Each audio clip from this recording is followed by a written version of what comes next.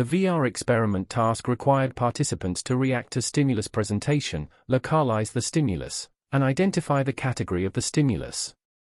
In this study, we refer to these stages as the notice, locate, and identify stages of a trial respectively.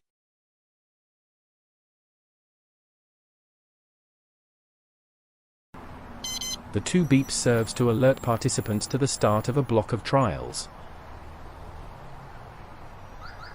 A car beep can be heard in this unguided trial.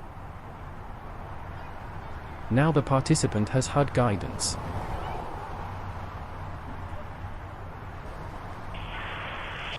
Note the audio changing during the turn from the spatialization.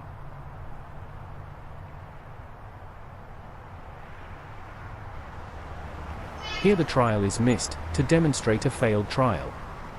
Note that subsequent stages past the notice stage are still conducted.